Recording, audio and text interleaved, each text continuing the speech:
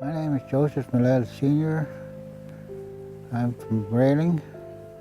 Originally from Holgachuk, I was born in 1941. I was originally from Holgachuk, they call it. It's a village that's on the Noka River. We moved out to the Yukon in 1963. I wasn't very close to my dad. When I was a baby, I don't even think he even looked at me. He kind of threw me aside for what reasons. My mother passed at 3 days after I was born. And from then on, my dad kind of neglected me, see. He lived right near, but say a block away. He didn't treat me like a son. I feel like I was in this world and neglected. I had foster parents, and I lived with them in a foster home where they took good care of me. They brought me over to my foster family when I was just a baby. They helped, but I didn't see it their way. I don't know why I didn't see it their way. But they were very kind-hearted. I regret why I didn't treat my foster parents better than I should have when they were living. I drank and I gave them. They worried about me. I know they cared very much, but I still had this rebellion against my father.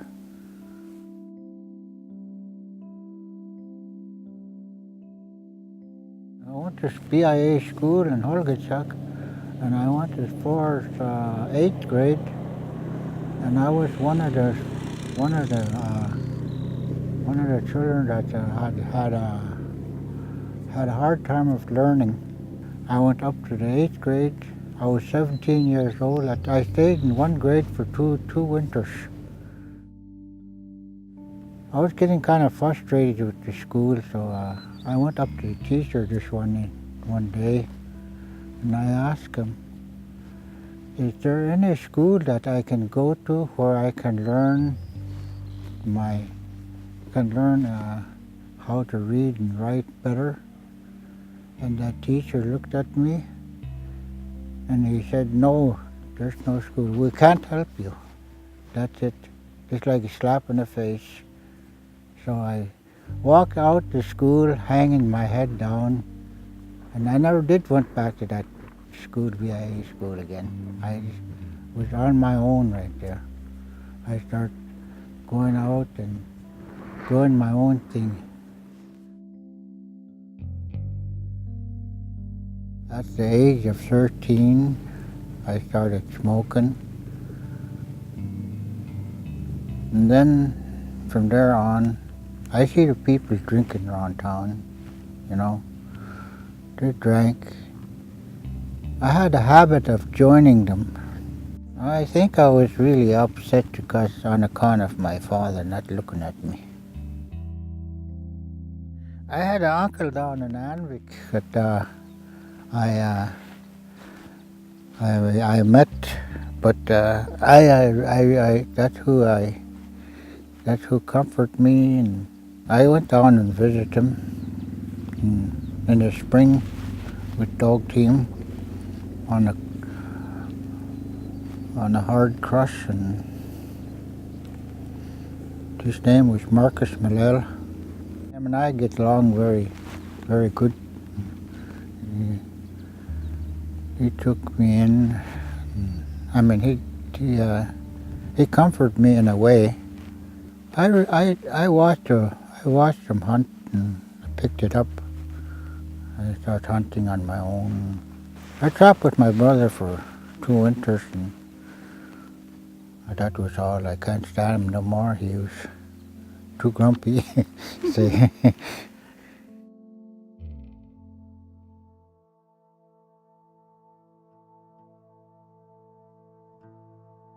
We moved from Relocating to the Yukon in 1963. Well, on account of we were having trouble in springtime, the village flooding, and the freight cost of freight was getting too high.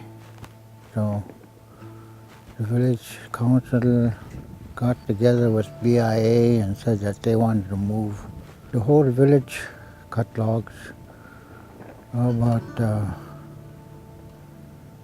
25 miles out from Relocating. Yeah, that was upset. This was really bad. Some of them left their homes, some of them took their homes.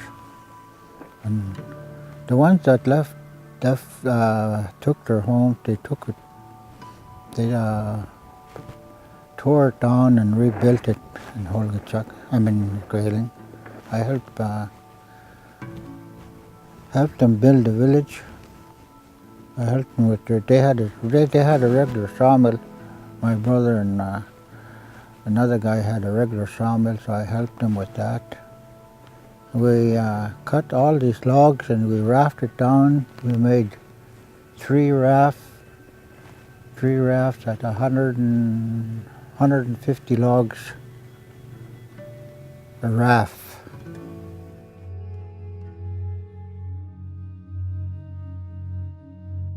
We're married for 40-some years now. Our family was happy. We had our ups and downs, so like all families do. And we had a rough time, like all families do.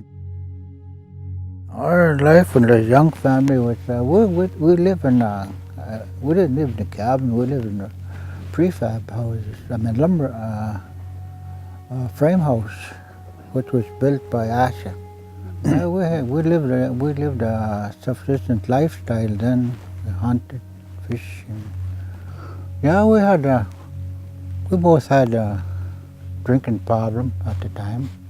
That was one of our weakness. But she decided to give up drinking, first one, and she quit cold turkey on her own. I quit drinking cold turkey, quit smoking. That was after we quit our drinking, and then we started getting along better than we did before. Well, we lost a son due to alcohol, and about 38 miles above Grayling, and him and his cousin, they drowned. We don't know to this day how he drowned it, where he drowned it, but we found their bodies, and we were very fortunate to find their bodies. It was a wake-up call, say, something like that, and then we quit drinking from then on. It tore me to pieces, really, big time. But hurt both of us real bad. But we don't try to show it because we had other children around then on. But it was really hard on us for, I don't know, for a while. It was very important for me to be a dad to him. And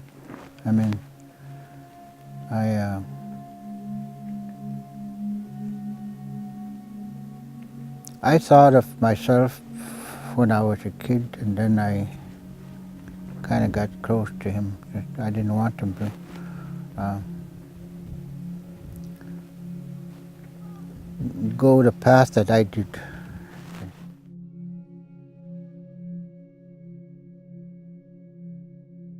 Our chief, who is my stepson, passed away recently, and he was on the school board, a very active person on the school board. And they wanted somebody to fill in his place for him. So I volunteered myself until they elected me. Passed away in his sleep. Heart attack. We believe it was heart attack. So that one too, that was really hard. It's still hard on us the whole village in Grayling, you know. And it's hard on the family, on that family too. It's really hard. But we're slowly getting there. We're slowly getting there. What I mean is that we're slowly trying to come to the top and get our breather.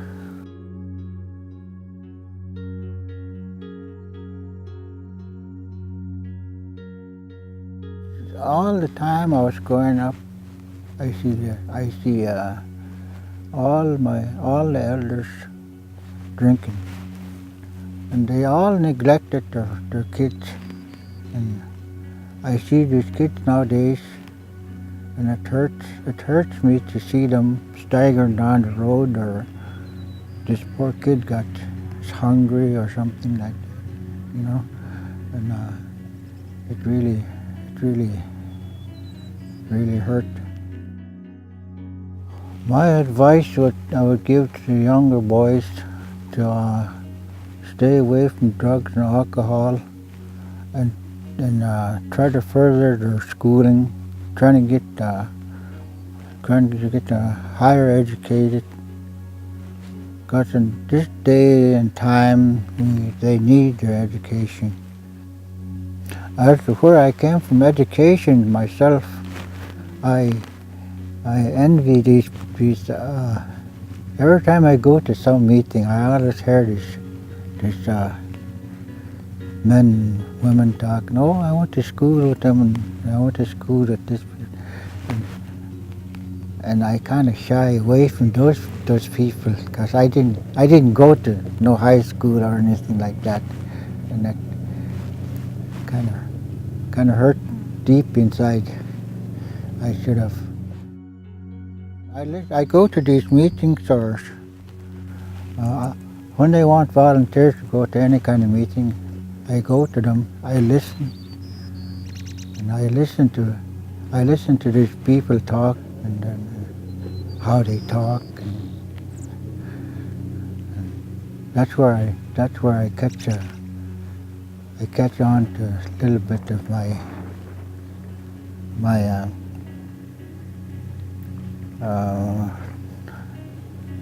that's where I start educating myself. I listen.